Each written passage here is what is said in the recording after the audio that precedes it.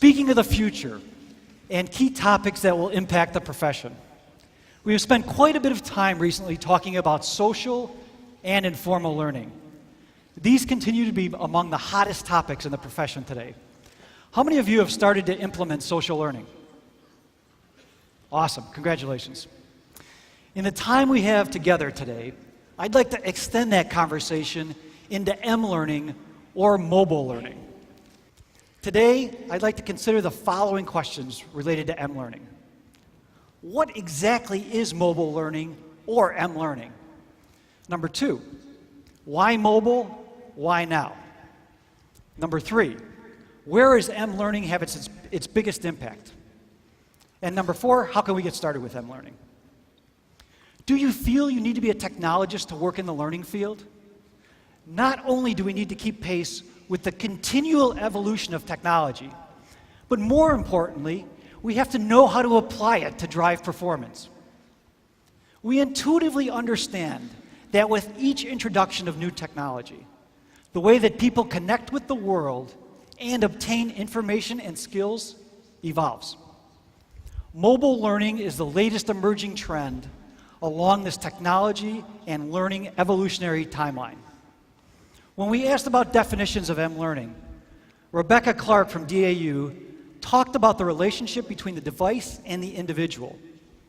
Dottie Brienza from Hilton described it as learning on the go and learning everywhere. Anything that allows you to move and learn at the same time. Clark Quinn calls it augmented performance. He says that it accessorizes your brain and that it's something you have with you all the time. So what makes M-learning so compelling? How many of you own a smartphone? Don't be shy. How many of you own a tablet? Okay, that's most of you. Let's try this. How many of you own a basic cell phone, no features? Please keep your hands up. Then drop them if you own a tablet or an iPod Touch. Do we have this on film? If you're next to them, help them. We have to help them. Any idea how many mobile devices were sold in 2010? According to Gartner, mobile device sales to end users reached 1.6 billion units in 2010. Of those, 297 million were smartphones. So you're not alone, in case you were really wondering. Smartphone sales grew 172 million from 2009, which is 73% year-over-year growth. Tablets, driven by the iPad, have changed the landscape. We keep hearing from technology company CEOs blaming the iPad for cannibalizing their computer sales. According to Gartner, worldwide sales of tablets will jump from 19.5 million in 2010 to 208 million units in 2014. And it's not just Apple's iOS. Google's Android, according to Gartner, grew 888.8% in 2010. And what's the global population?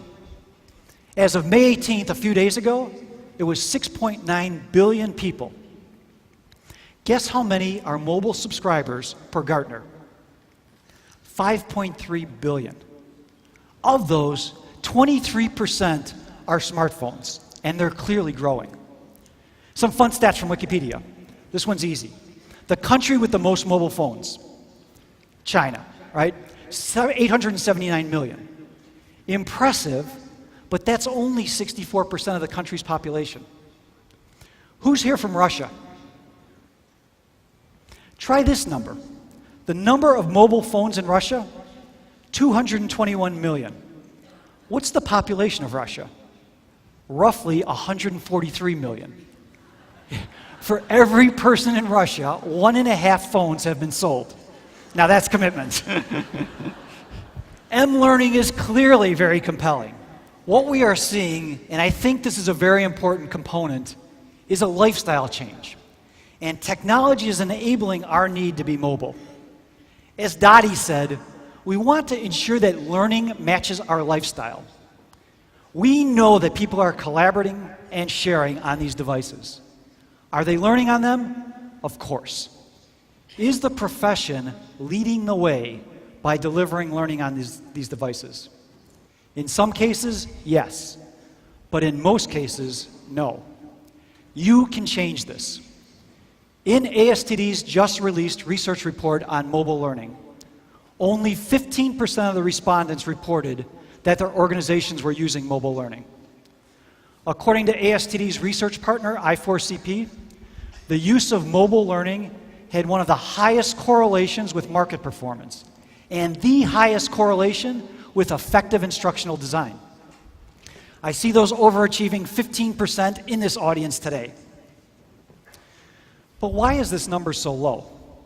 I think part of the problem is a lack of understanding of the potential of mobile learning, as well as where it is having its greatest impact. Let's finish by talking about how we can get started. Number one, start slowly, but start. Number two, identify a targeted pilot program. Call it an experiment. Sales is often a really great place for this. Number three, be mindful of the platform and its impact on design. Are you designing for a phone or for a tablet, as an example? Number four, build capability. For salespeople, you might want to offer resources from your top sales performers. For service staff, you could create easily accessible documentation libraries. Hilton is using it for leadership development. Number five, engage IT. You have to make a decision if you're going to develop in-house or if you're going to outsource. And you absolutely need their help with security. Number six, set targets and evaluate against those targets to demonstrate success. And number seven, absolutely have fun. Because there's never been a better time to be in learning. And by learning, I mean all of learning. Formal, informal, social, mobile, let's just call it learning. I believe that you have one of the best and the most important jobs in the world. What makes a company better than its peers? Is it technology, marketing, finance, legal? No way. What makes a company better is its people. And each of you in this room is entrusted with the most important and the most valuable organizational resource. It's people. If you're new to mobile learning, as the data tells us, you're not alone. Only 10% of the respondents in ASTD's research report said that they were developing M-learning applications in their organization. 41% said that they were considering it. It's still early, and you are ahead of the curve, but it's moving fast. ASTD and others are focused on helping you succeed. All you need is the courage to begin.